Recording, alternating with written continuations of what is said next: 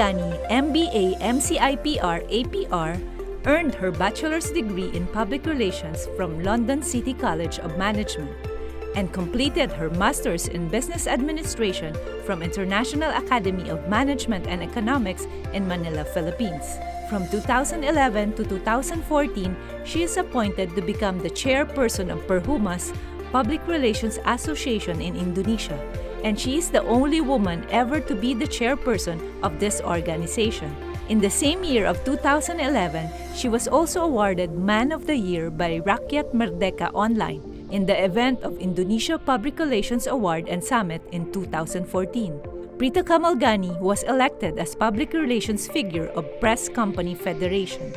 The year 2015 is considered a golden year for Ms.Prita Kemal Gani as she was elected as Asia Pacific Entrepreneurial Winning Women, Ernst & Young Class 2015, and also became an executive board member or regional delegate at large Asia at the Global Alliance for Public Relations and Communication Management.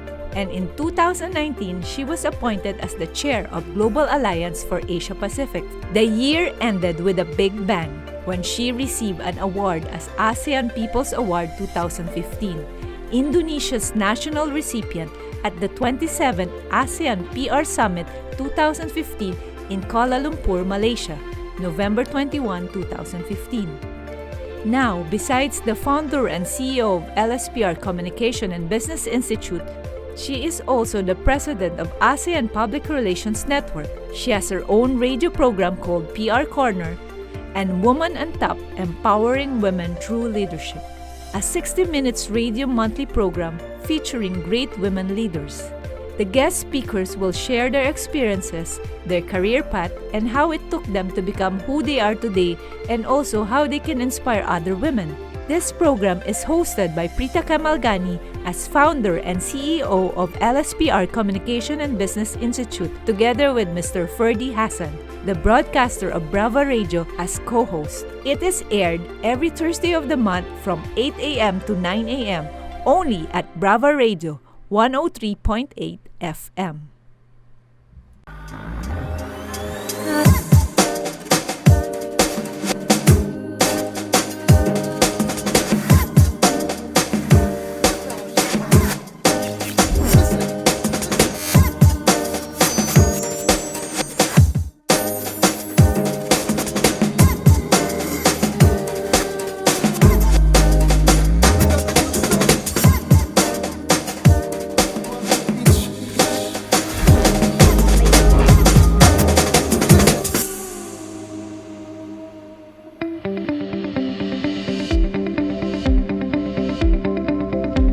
Our speakers for the day, Mr. Hemant Gaule is the co-founder and Dean of Academics, School of Communications and Reputations, Mumbai, India's first independent institute of public relations and reputation management. As a communications professional, he has experience in corporate and brand communication of private sector, political and government initiatives.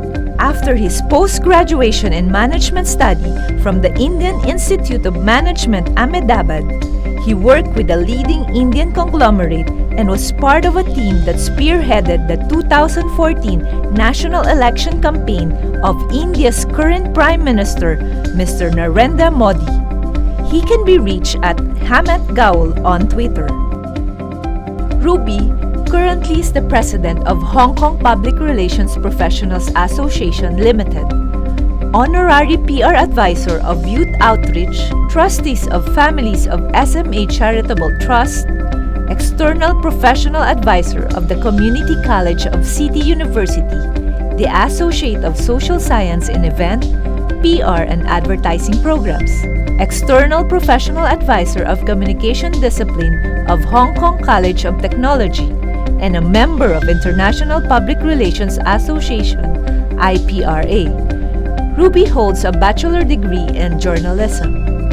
With over 25 years of solid experience in public relations field, Ruby has proven capabilities in corporate communication, community relation, event planning, issue management, and media relations. She started her career with Hong Kong Post, a Japan news agency in Hong Kong, as a journalist. then moved to a global listed retail group, AEON Group, as a senior corporate communications manager for over 13 years. Ruby founded Wasabi Creation in 2000, serving clients from property, retail, government and non-governmental institutes, arts and culture sector. Wasabi Creation is a winning company of Marketing Magazine Awards and International Council of Shopping Center ICSC Awards since 2013. Our last speaker but not the least, Mr. Ling Wei Ming, Council Member of IPRS, Head of Content Development, Voodoo Communications, Singapore. Wei Ming is the Head of Content Development at Voodoo Communication, a media and communication agency in Singapore.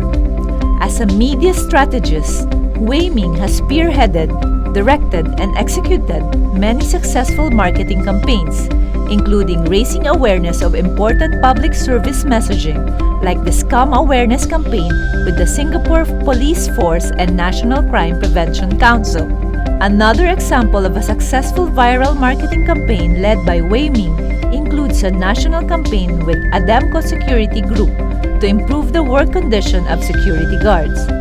Under his tutelage, Voodoo Communication has grown from a startup into an award-winning agency that has won accolades in digital marketing, marketing events, and communication, with the highlight being Voodoo Communication being recognized at the ASEAN PR Excellence Awards in 2019, affirming that his work is not only making an impact locally but also regionally. Today, Voodoo Communication and Wei Ming continue to work closely with both government agencies and also local businesses to spread awareness and recognition of Singapore brands and enterprises.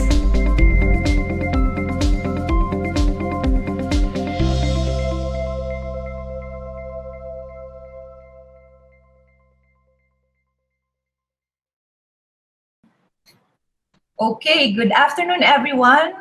Thank you so much for all the participants and welcome to ASEAN PR Network PR Coronavirus Webithon. So for today's series, we will have a very special host for today. We have Ms.Prita Kemal Gani, MBA, MCIPR, APR, who will be our host for today. Thank you so much also to all our speakers as I pass now on this floor to Ms.Prita Kemal Gani. Thank you so much.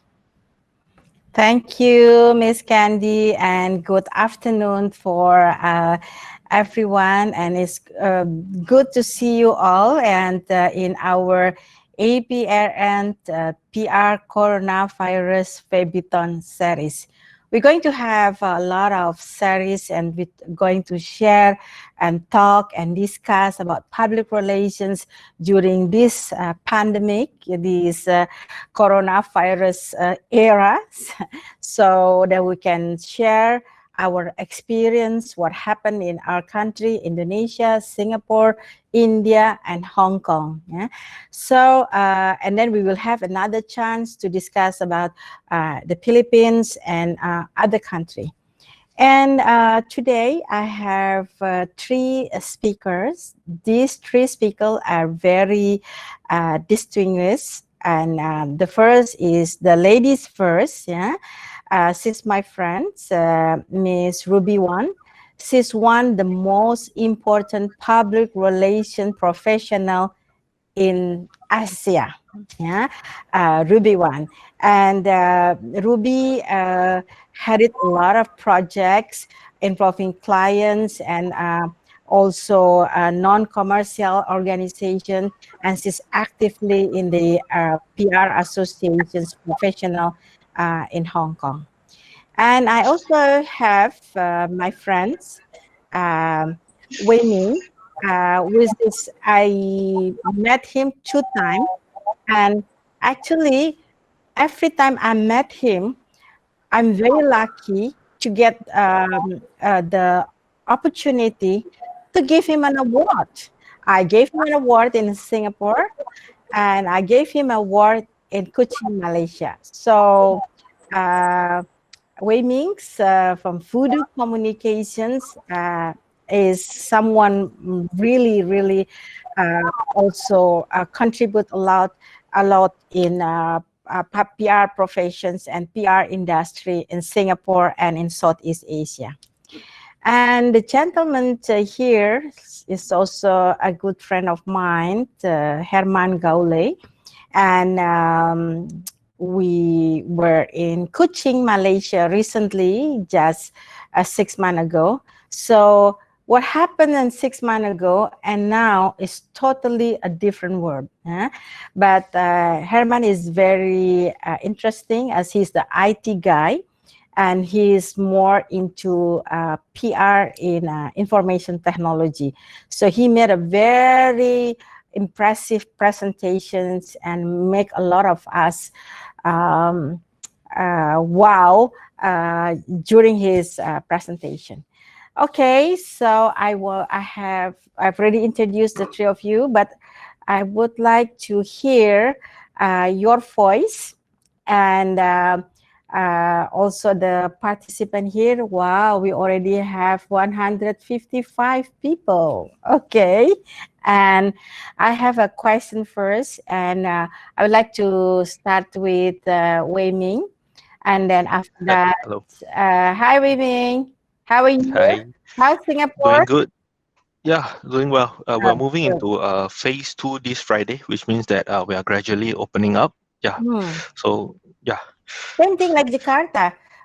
Next 18th of June, we're going to start with phase 2 also. Phase 2. Yeah. Oh, okay. Good. Yeah. Yeah.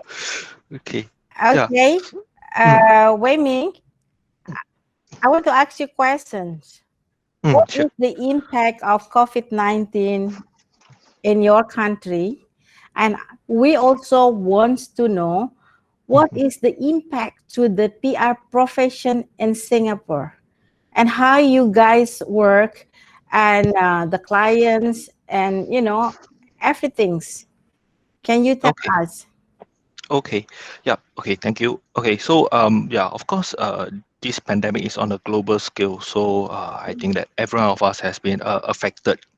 So, in Singapore itself, like I just mentioned, we are our movement restriction control was called a circuit breaker, and the first phase opened at the start of this month. So now this Friday, as I mentioned, we're moving on to the second phase where other than large community gatherings, right, a lot of businesses will be open already. Yep. So yeah, I'm thankful during this period that I think that our government has acted firmly, but also compassionately. Even during the movement restriction period, we were allowed to step out for essential activities. So but of course, all these privileges, right, are possible if the situation has been under control. So at the same time, I'd just like to give a mention to the foreign workers at the who are staying at the dormitories here, because their number is still fairly high, although it has been under control, but it's still fairly high. But I hope that I believe that it will be controlled soon. Everyone's thoughts in Singapore are with them. Okay, so that's on the social perspective. Yeah, so I'd like to share something interesting. Recently on the paper, I think it was on Sunday, so it came out, what are the non-essential jobs in Singapore? Okay, and so it came out on the papers, and actually PR came out in number 3. So PR is the top 3 non-essential job, as in a survey done by Singapore Straits Times.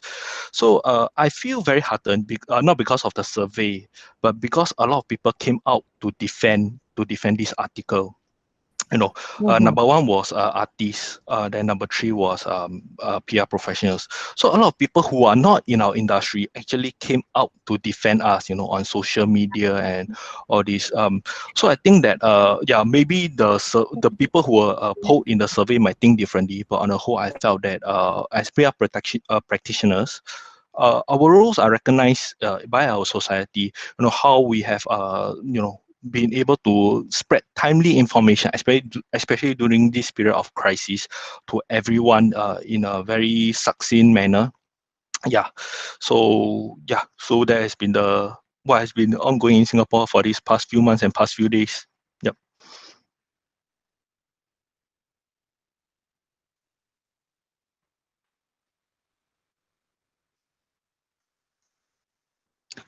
Okay. Yeah. Okay. Yep. So, moving on. Okay. Yeah. So, what was the impact of COVID-19 to our company and organization? Yeah. So, like what I mentioned earlier, I think it's very important to recognize that everyone has been affected. Not just as business, but also we have to think of our suppliers or our clients. Yep. I think that the first question I think we all have to honestly ask ourselves, right? Because we run businesses and all, but is anyone ready to operate and conduct business during this period? Of course, everyone serves a different client, but I think that at our side at Voodoo Comms, we do acknowledge that there will be a lull time. We accept that there will be a lull period during this time. Okay, so once we have that understanding in mind, I thought it was our responsibility, right, as a company to let our staff know that it's very important to acknowledge that we are no longer going back to the old ways. We have to accept changes as it is. Yep. So one of the more outstanding situation for us was when Malaysia announced their MCO, because most people know that at Voodoo we also have a Malaysian team, and they work in Malaysia and they work in Singapore. So when Malaysia announced their MCO, which was in April, we had some team members in Singapore. So our priority was for them to quickly wrap up and go back to Malaysia as soon as possible, if not back to their home. Yep. So yeah, that was a very mad rush. We had to wrap the work up, send them back, make sure they get back on time, go through the custom, which was a bit of a jam. Yeah. So, but I think that looking back in hindsight, it was a good experience, because I think that with Singapore and then in Malaysia, have went through two movement restriction orders already. Yeah. The one in Malaysia prepared us for the one that happened in Singapore about a few weeks later. Yep. Okay, Wei Ming, thank you for a very comprehensive answers. So no one is really 100% ready with the new normal. Same thing here, like in Indonesia, budget for programs been cut, and people mindset is still in stay at home, and also students still study from home, and lecturers still lecturing from home. Some is already now begin lecturings from the campus. But this mindset, these situations force us to be ready.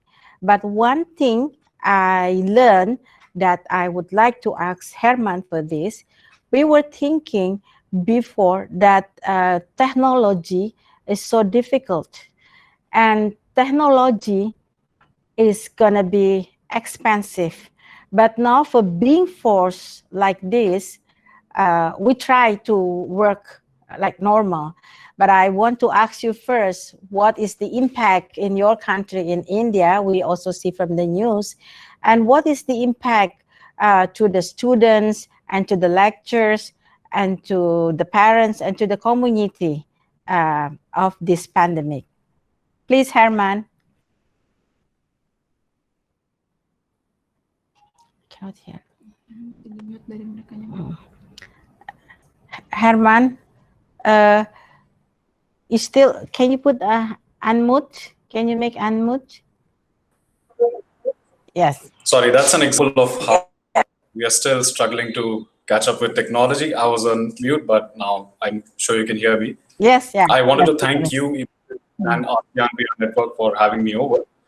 And hello to everybody who's listening in and watching us from various places. I think when it comes to the impact of COVID in India, I think as far as people are concerned, the impact has been quite distributed. And various people have been impacted in a variety of ways. And you must have seen a lot of that in news as well. We are close to 3 months into an extensive lockdown that started off as a nationwide lockdown. And throughout the weeks that followed, it became a decentralized lockdown. So different states and territories are now deciding the extent to which they want to open up their businesses and open up economy in general. But overall, I think for businesses, the demand has come to a halt in a manner that has never been seen before, which means that most small and medium-sized businesses that work on extremely low margins and that anyway struggle to survive have been critically affected. And otherwise, thriving startup ecosystem in India has suddenly seen a lot of startups struggling to survive. And some large businesses as well have had to take some really tough calls, from laying off people to shutting down entirely. People's livelihoods have been severely affected, and unfortunately, that's something, the impact of that is something that will become visible in the weeks to come. Despite the interventions by the government, despite the interventions by the civil society on helping each other out, helping people sustain themselves, I think the real impact will be visible in the few weeks to come. We've also seen a lot of changes in the PR and communications space specifically, and specifically the way PR is practiced. The expectations that clients have from their agencies, for example, the way reputation is measured, for example, the priorities of brands and clients when it comes to reputation efforts has all changed. Organizations, for example, have gone from talking about this is who we are and this is what we sell to here's how we can help our stakeholders out. And that's been the biggest transformation, I think, that has emerged out of this pandemic, is that brands, organizations are investing a lot of time and effort and energies into understanding who their stakeholders are, what their priorities are, and how do these organizations fit into their stakeholder ecosystem. So there's sort of a revision of the way their corporate purpose is viewed. For example, a lot of organizations came forward to contribute millions of dollars for the Prime Minister's Care Fund.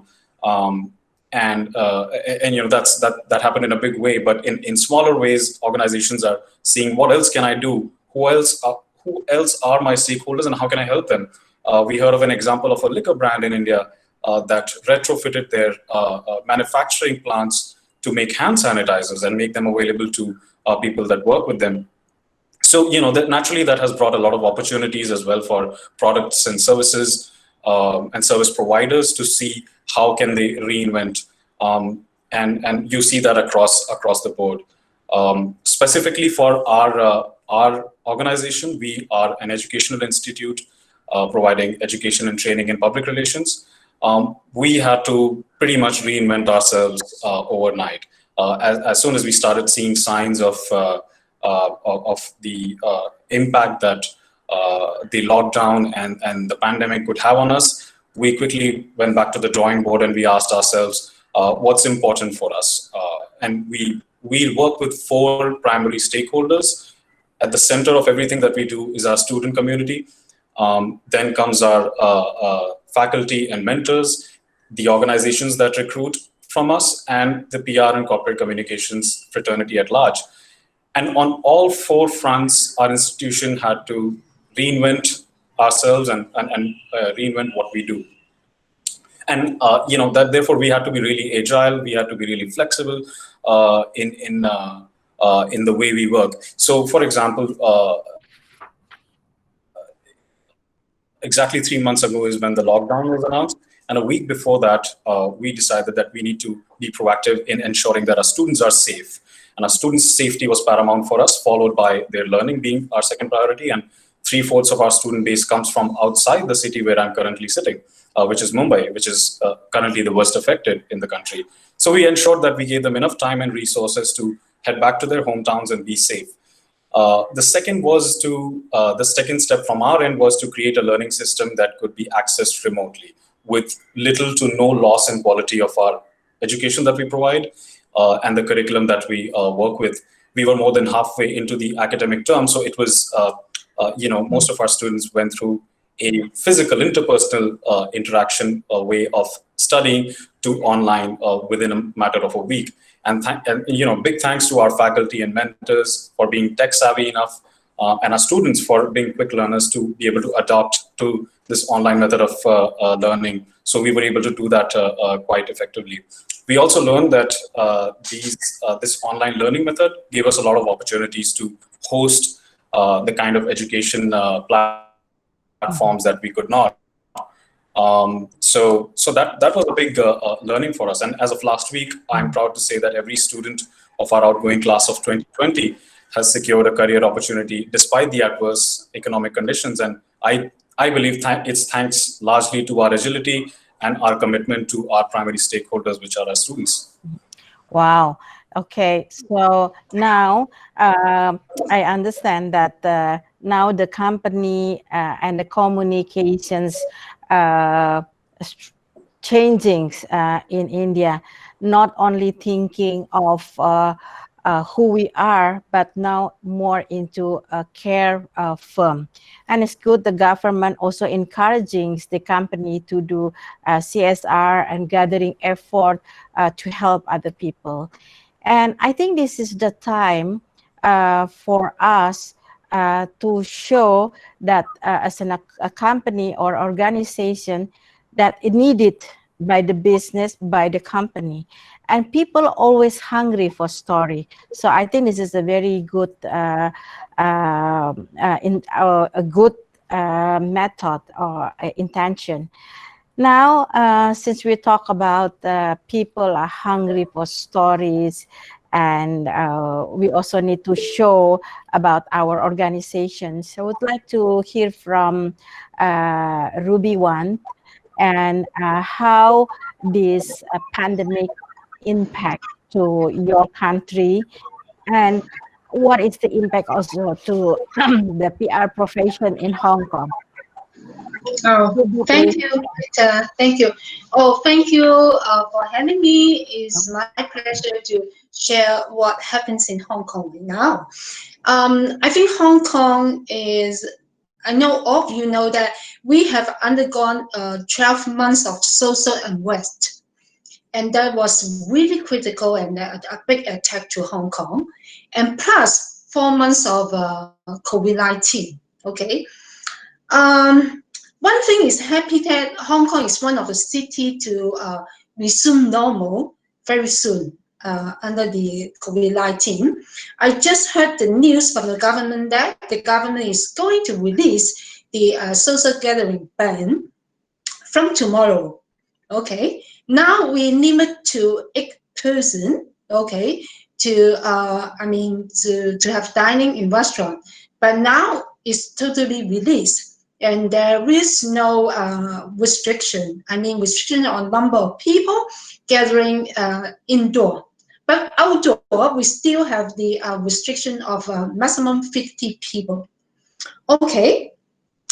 Because of these two attacks to Hong Kong, actually Hong Kong really undergone a very difficult times, especially for PR, because as you may notice that most of the big campaigns or events was cancelled because of COVID-19, and because in Hong Kong and because of the social unrest, I should say for my company, 100% of the events or campaigns was stopped. Okay, was stopped. So it was a really challenging time for most of the PR and communicator in Hong Kong. No, because we say we cancel 100% of public events.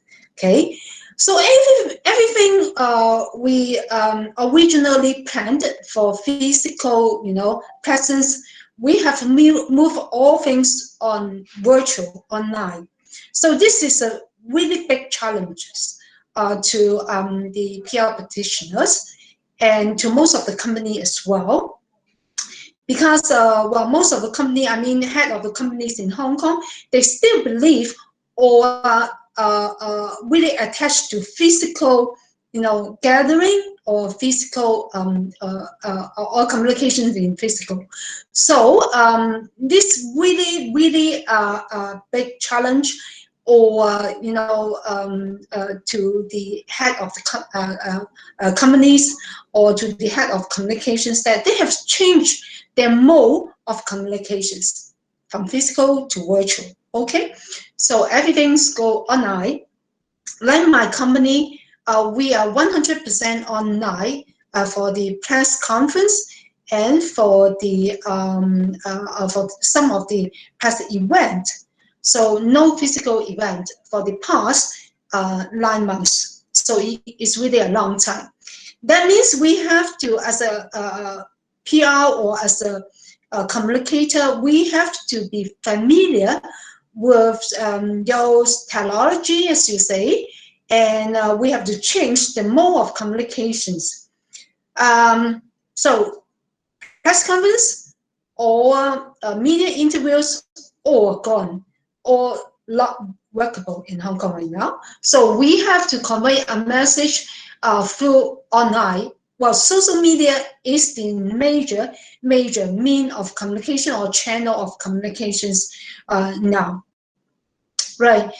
And one thing we have to face is crisis management or issue management.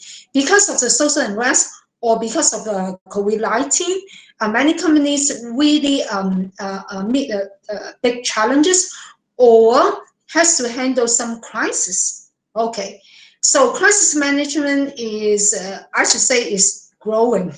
Well, one thing really grow in the PR industry in Hong Kong. So, well, like my company, I should say now I handle like 50% of issue management or crisis management for my clients. Okay, previously, well, it's like only shares 20%, but now it shares about 50% on the social management issue. Okay. So as I mentioned, digital transformation is really a big challenge, or we have gone through in Hong Kong for the past 12 months. So content development is one of the creative items that we have to plan for. So for the past 12 months, like my company, we create a lot of content, right? Because we put all the things online, so the contents will be different, different from all write-ups. So we did a lot of video. We did a lot of recording for the MD or for the top management speech. So and we engage a lot of a KOL, key opinion leader, to present or to promote our products, our service to the public. So content development is really one of the crucial exercise that we did for the past 12 months. Okay. And one thing is really a big challenge to the PR company is the loss of earning or delayed payment, because the recession economy. So most of the clients or most of the companies really has difficulties in paying the settling the payment. So as a PR company, we have to allow some grace to our clients on the payment settlement or on the period of the promotion, because well, some promotions has to cancel because of the pandemic situation or social unrest. So that's why, as a PR agent, we have to allow a longer period of grace period, what we call grace period, to our client. So let our client to complete their projects or complete in, their campaigns in a longer period of time. So those are the challenges. Yeah, but still we see some business opportunity in the in the coming days, or right now, as I say, crisis management or issue management is still on the top list. Okay, in Hong Kong right now for solving the crisis or issues for the clients. So if a PR practitioner can handle the crisis management through the online platform, communication platform. And that is, I mean, that is good, and that is the only opportunity right now or incoming days. Okay, yeah, thank you, Peter. Interesting. After the 12 social unrest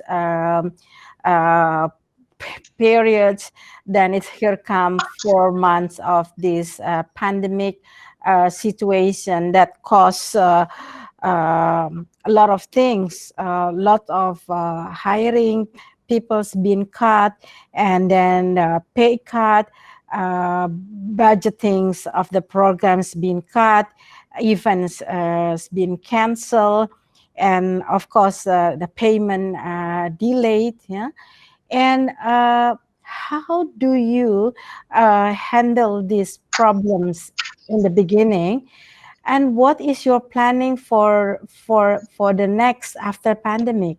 Because the financial disturbing is also affecting a lot of our works, our motivations.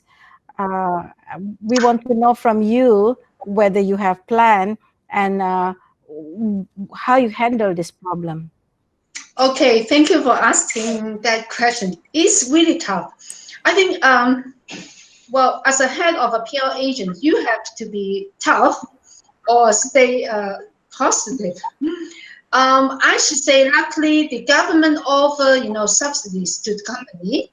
So for the coming 6 months, the government is going to pay half of the, salary for the staff.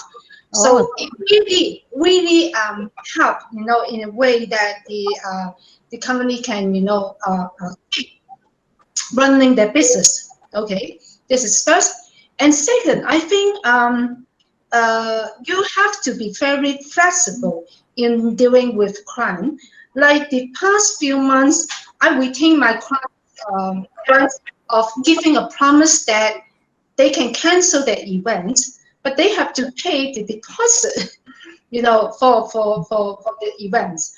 That means, like for the past few months, I extend at least 6 months to 12 months of grace period. The clients can, delay their events or delay their campaigns. They are allowed to delay it, or to defer at least for 6 months or 1 year. I think this was the effective way to retain my client. At least I've done it for the past 4 months. But still, my clients still retain us as a retainer because they still think that may be a possibility to deal with crisis or to resume the event when the pandemic recover. That's why they still keep our company as a PR retainer to them. Right. Yes, I think they better do, because we don't know what's going to happen after this, because 3 months from now, I think it even the situations, perhaps it even is more sour, because the impact of what happened the 4 months that we've been through. So I think your government is very generous for helping the half of the salary paying to the people in Hong Kong. So I want to know, what is the situation in Singapore, and Wei Ming, how did you handle this problem in the beginning, and do you have any plan for the post-pandemic? And I also want to know how you cover your financial situation with your agency, renting space for the office matter and salary. Perhaps you can share with us. Okay, thank you, Ms.Prita. Okay, so I'll share about how we were first affected. Okay, so as I share, okay, so the Malaysia MCO declared their MCO on 18 March. Okay, it's just a funny story. I actually applied for leave to go Malaysia just 5 minutes before the announcement came, so I had to cancel my leave. Okay, so within half a day, we had to get all our work files archived properly. So there was a team in Malaysia. We had to make sure that they were able to safely make their way back from Singapore to Malaysia. Our team of us also tried to make accommodation arrangement for them in Singapore in the unfortunate event that they can't get back on time, but thankfully they're all able to. So the team in Malaysia, they had their task was to prepare all the work files. Of course we do media files, video files, so there are some big files also. So they have to prepare the workstations while the team is going back and assign the workstations. Yeah. So after that, when they go back, they gather at office for a short while at the Malaysia office, and then at Singapore office. Then we distribute the work so that from the next day onward, everyone was able to work from home already. Yeah. So then after that, the project managers, the account servicing managers, they had to call the client. There was definitely some downtime. So their job was to manage the expectations of the client, but I think my team did well. All of us had very short notice, but they come up with this contingency plan within a few hours and were able to execute it. Of course, it was chaotic, but I think we managed to give a good representation of ourselves. So we are very thankful also. Our government throughout this period, they have announced financial packages to help the nation. Okay, so they were at first it was 25 subsidies of wages. Then it went on to 75% of wages for 2 months. Yep. So of course, then we talk about costs such as rental and all this. So there are also property. The rental reliefs also to the landlord. So from the landlord, then they'll pass us to us as tenants also. So of course, in order of priority, those who are doing retail at shopping centers or F&B, they will have a bit more rebate because they are the front line, they're affected. But we too also at industrial or office buildings, we also receive all these subsidies from the government. Okay. At the same time, they're also encouraging a lot of to ensure that new graduates, because now is basically not a very ideal time to graduate. Yeah, but so they are also announcing the traineeship program whereby they'll subsidize 80% of a fresh grad salary to the company. Yeah, to encourage more people to hire fresh graduates. That's this scheme is for 1 year. Yeah, so there are a lot of all these plans which they have released. Yeah, so this was over a 4-month period. So they as the situation changes, so they also at first our circuit breaker was supposed to be until May 4th, Star Wars Day. Yeah, but then extended until June. So as they extended, they also gave companies certain relief packages to tide them through. Yeah. Okay.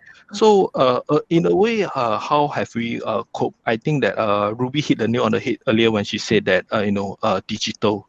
I think that everything is digital now. So how can we shift all the platform to a digital platform? We do understand. We do like I said earlier. We had to advise our guys. Business is not going to be the same. We can expect a quieter period. I think that we had to acknowledge the difficulties first. We had to work with lesser budget. We had to recalculate our finances to see how the company can last 4 months or 6 months, what our outlook will be like, and then adjust accordingly. Yeah. So, but at the same time, we felt that it's also a good time to explore new opportunities. How do we do more digital content? I think that one downside of having not so much business is that all of us got more time. So with more time, we started to kickstart our things we have been talking about for years, but just didn't really have the time to start ongoing. So we started a blog site. the blog said, so during this period, we decided to talk about what's the happening based on COVID-19, you know, like why are there spikes in certain places, why are there no spikes in certain places, you know, sometimes something to also prepare people, like, you know, the end of the movement control orders doesn't mean the end of COVID. We still have to be careful and why all that. So we're quite glad the blog got a bit of traction. It was also led by Ms. Ho Ching, who's the wife of our Prime Minister Lee Hsien Loong. So it got a bit of traction. So a lot of things we can keep ourselves occupied during this period, you know. So other things is we also send our staff, you know, to help the elderly homes and all these which are you know, we have time now to do all this stuff and we should do all this stuff to help the community also. Yeah, I think it's very good, the government in Singapore and also the government in Hong Kong for helping the people in Hong Kong and in Singapore. And it's good to hear that you still motivate Wei Ming and Ruby about what happened in the situations and move it to the digital platform, you know, for all the activity. As in Indonesia, also we have the Indonesian Idol is also now casting and, you know, run the programs online like the American Idol. So now we want to know also what happening in India. So how you handle this problem, Herman, and what is your planning also for the post-pandemic? We also want to hear from you. Well, I think Wei Ming had an interesting way to describe the approach that the government in Singapore has been taking. That's a combination of strictness and compassion. And I think that's the only way to go forward. I think that's the only sustainable solution to, you know, to whatever's going on. And I think that's what a lot of people in India are also trying to build in. For example, we on our end, when all of this happened, we immediately opened a line of communications with our students, the heads of PR agencies, corporate communications heads, and generally our fraternity, to try and understand what are their issues and what are they experiencing. And you know, then we got to understand that due to the lockdown and due to the slowing of economy, there was a significant impact on the morale and sentiments of professionals across the board. There was uncertainty about what their jobs could look like in near future. There was uncertainty about what kind of cash flows can they expect. And there's a lot of questions to which there are no direct answers. So we decided to create a platform, a digital platform where a lot of these questions get answered. So every week we would dedicate an hour, every Wednesday, 5:30 to 6:30 p.m. We would host global leaders and Indian leaders on a common platform where they discuss some of these things to the best of their abilities, to the best of the information that's currently available, to try and address and to try and keep a line of communication open so that nothing comes as a shock. And you know, that has been the key to whatever has been going on. India is a very large country, and most government interventions take a little time to, you know, the impact of those interventions takes a little time to be seen. But the government is doing a significant amount of work in ensuring that we have capacity being built on the healthcare side, and we have capacity being built on employability side, two issues that we think are going to be of serious concern. On our end as an organization, we knew that we wanted to put our primary stakeholders, our students, and their best interest as our priority. So it was fairly easy for us that we are going to do what it takes to you know, make sure that their safety, their learning, their career prospects, etc., are not affected. Here's another example. We knew that there were a lot of job losses happening and will continue to happen across PR agencies that are primarily Indian, or even PR agencies that are global. So we created a jobs portal where folks who are looking for jobs can post their latest profiles, and organizations that are looking to hire can post their requirements, and we have a weekly newsletter that goes out to our community where both interactions can happen. And so, so a lot of these, like Wei Ming pointed out, it gave us time. This downtime gave us an opportunity and time and the bandwidth to work on some solutions that were not priority earlier, but seem to be the priority now. And we've been able to roll some of these interesting initiatives out. You're on mute, Prita. Okay, now? Yeah, you can hear me. So now all PR professions, we are very happy to hear these three positive input for 1 hour that we still motivate to do our very best in these situations. And now is a chance for us to give a chance to the participants to ask some question.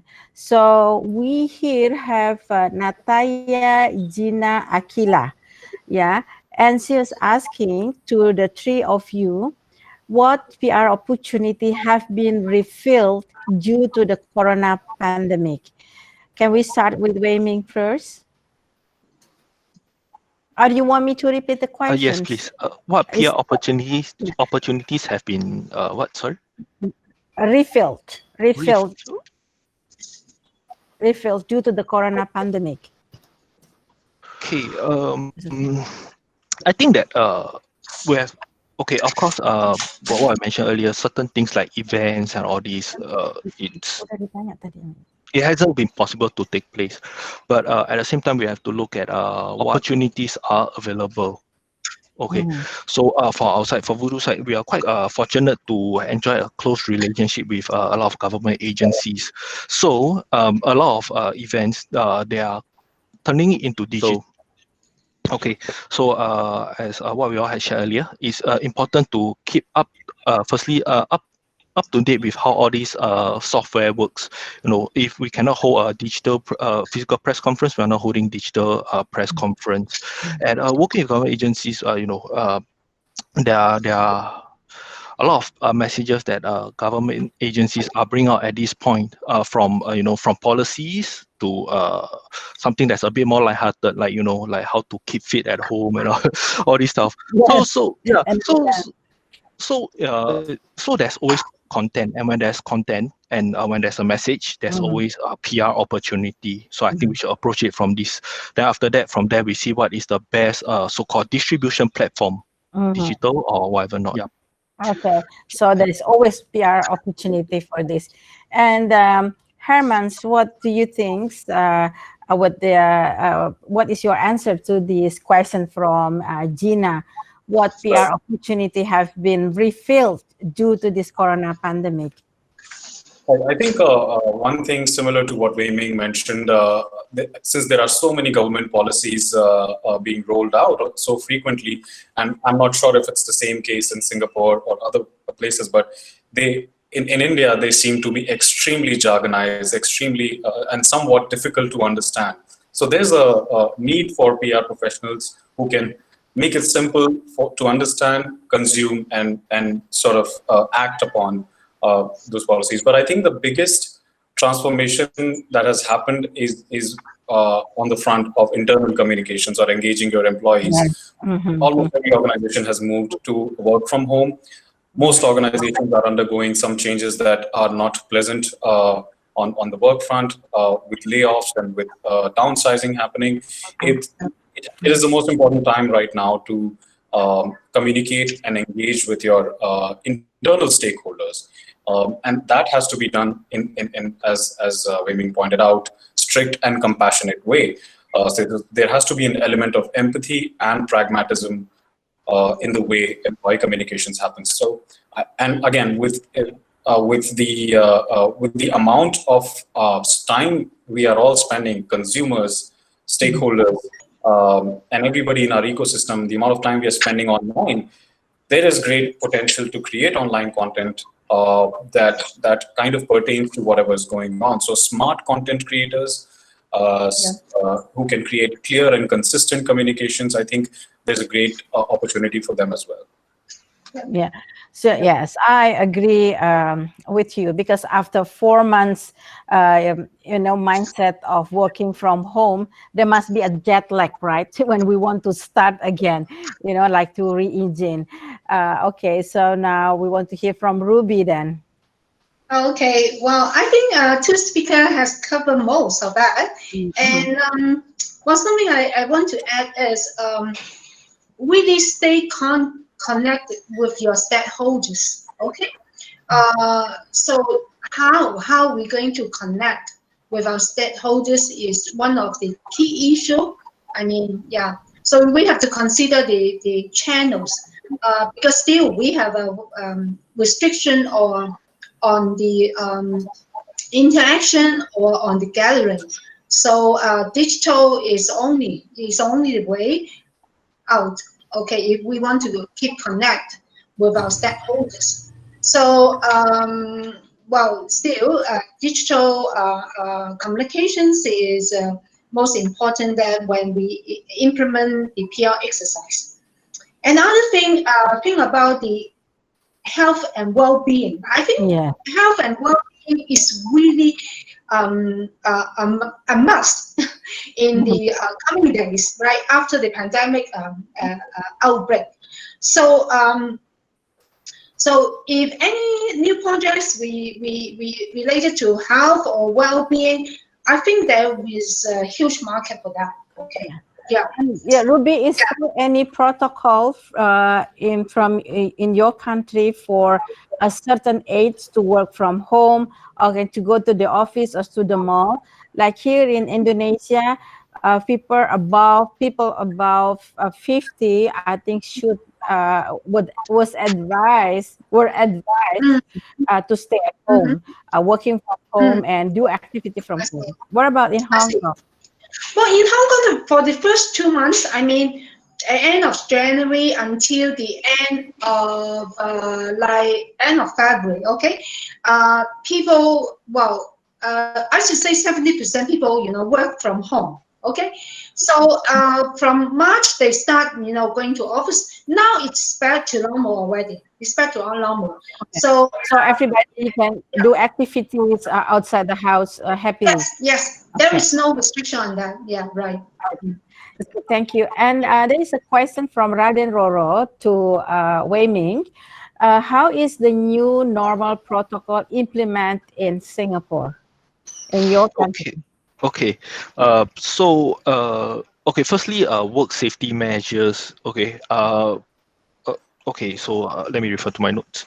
Okay, so what are some of the measures here? Of course, everyone now come in, the first thing they do in the office before they do anything is take their temperature first and record it down. Okay, if anyone is running a fever, even if it's a very slight one, we'll just say, just take an MC, better to be safe than sorry during this period. Okay, so all of us now are staggered. We try to keep minimum 1 meter, if not 2 meters, apart from each other. Okay, I think that the more something that takes a while to adjust is that when we are sitting in a common area, all of us have our medical mask on. It is something also personally myself I'm getting used to. It's not easy. Yeah, but we have. So these are some of the new normal. Okay, so how about business-wise? Business-wise, of course, instead of I think some of us we prefer to personally present to client our ideas and all that, but now we just have to learn how to do our magic digitally, convince client, talk to client. But I also realized that something very interesting is that I realized that I've been spending more time talking to people. It could be my own team, it could be with client, and just it just naturally happened. How are you? How's everything? When we so during this period, although we are meeting each other less, right? Like some of my colleagues I have not seen for 3 months. Yeah, but in a way, all of us have gotten closer. I mean, so the end of the day, the message is, well, we may be physically isolated. Let's not isolate each other. Yeah, try to get in touch with each other. Yeah, so these are some of the measures. Of course, work-wise, we have to be creative in the sense of how we can deliver the work digitally. Is it possible to deliver the work digitally?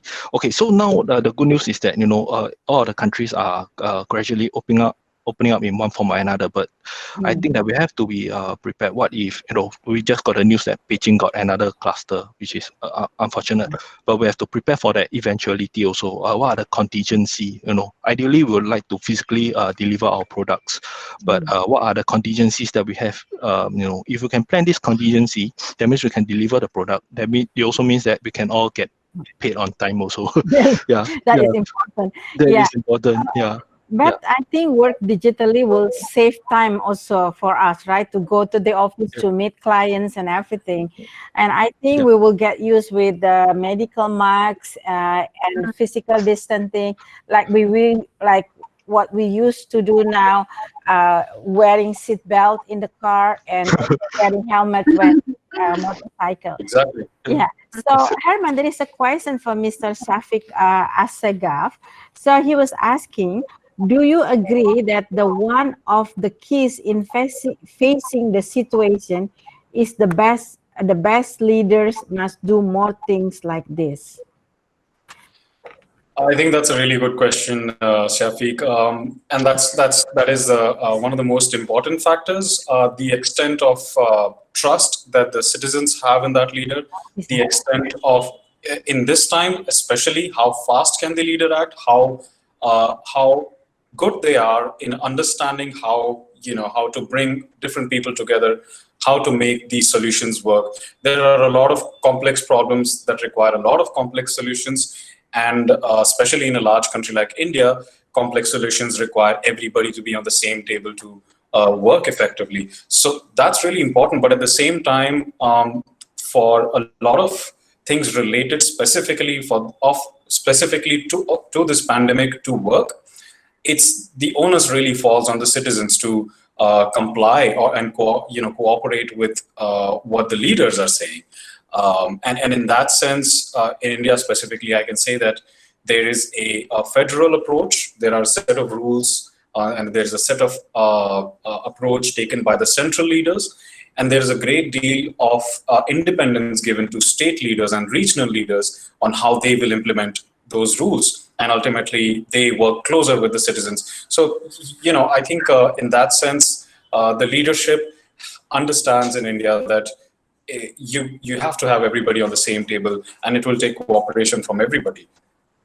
And I think we almost reached 5:30, the end of the this PR coronavirus series, and we still have some question here, but I think we still have one question, and I think maybe can the answers of the three speakers as a tips. Kelly is asking here, nowadays almost all companies or organizations doing the digital activism. How to make our digital activism stand out, because we need to make a wow factor. We have to make it like entertaining, so people will not get bored. People will not leave us to go to and cooking or something like that. So this is going to be the last questions, and perhaps maybe we can entertain the question if you have time to answer after the session. Okay, so Wei Ming, can you help? Yep. What is your tips? Okay, okay, there's two parts to this. So number one, content. Of course, just as we write a press release to news, it has to be good enough to capture the attention. This still stands. I think that no matter what's the platform, this is the number one rule we have to observe. Okay, so number two, I think that now is a great time for collaboration. No one has all the capabilities, but everyone now, like what I mentioned, maybe there's a lull time now. So let's collaborate with people. Some people may have videography skills, some people may have very good Photoshop skills, or collaborate together and see how you can make your content more enriching, more diverse. Yep.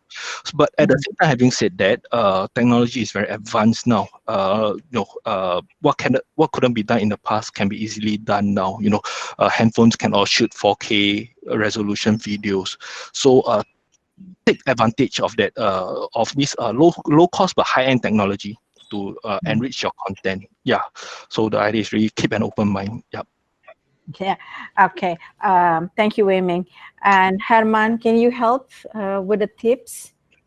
Sure, Kelly, that's a great question. But I think it's not an issue that we are facing today. I think when it comes to digital activism, the fight for attention has existed even in pre-corona, because it's digital and everybody's fighting for attention, and there's a lot of clutter already. And I think the recipe that worked earlier works now, which is for brands to be really authentic in what they do and what their vision is and how they translate that vision into their activities. For example, especially during this time, some brands have tried to exploit the situation, or they're trying to make light of the hardships that people are going through, and that's not been appreciated well by consumers. I'll give you one example of a fitness brand in India that made a large donation to the relief fund and then boasted about it as a great CSR effort, only to lay off their employees a few weeks later, citing cash crunch. Now, that's not an example of activism, but there's clearly a disconnect in what they say they are doing and what they are actually doing. So as long as a brand is authentic to their corporate purpose and translates that authenticism and reality into their action, I think they will continue to grab attention that they deserve. Wow, brand authenticity. Yeah, I agree with you. Okay, the last for Ruby. So what is your opinions of this question and your tips? Okay, I'm going to give some tips on the content development. The content is very important.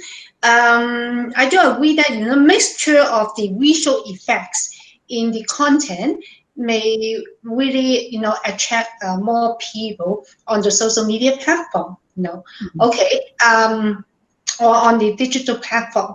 So the second one is to build expectation.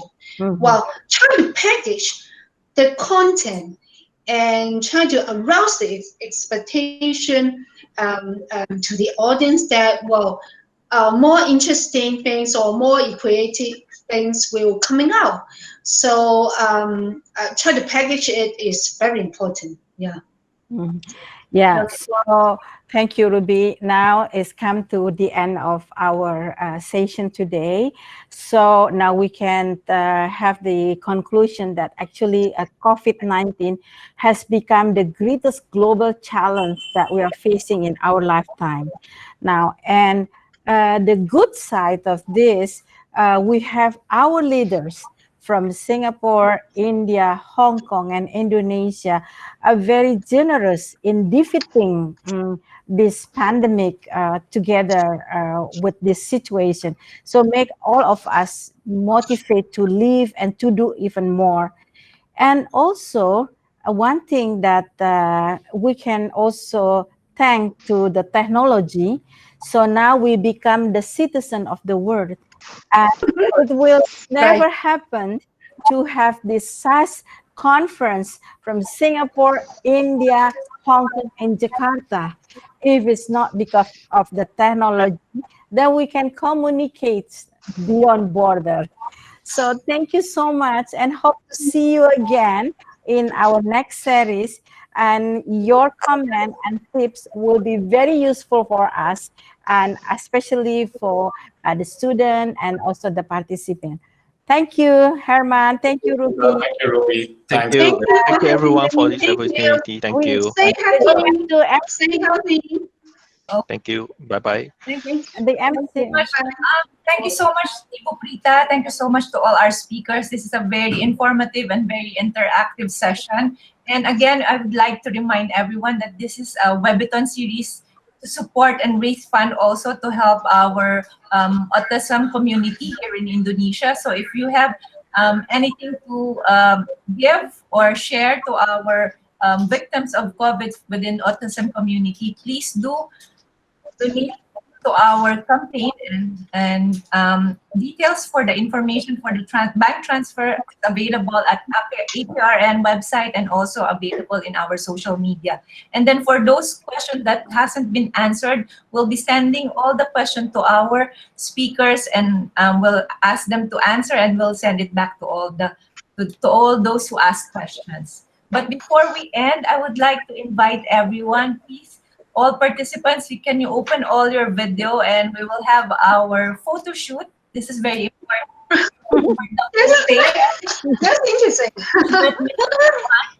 Okay. We request everyone to open the video and smile. Yeah. Okay, thank you so much. Okay, we'll have 2 sessions because we have a lot of participants right now. So I'm going to take the picture in 1, 2, 3. Smile. Again, one more. Can I request everyone to open the video? Thank you. Okay, we'll take the picture again. 1, 2, 3. Thank you so much. Thank you. Thank you. Thank you. Bye. Stay safe. Stay safe. Bye. See you again. Bye-bye. See you again. Thank you, everyone. Thank you. Thank you. Bye. Thank you. Bye. Bye, everyone. For other participants, we'll be sending the e-certificate. Please send us your proof of joining, and we'll send you the e-certificates. Thank you so much. Thank you. Bye.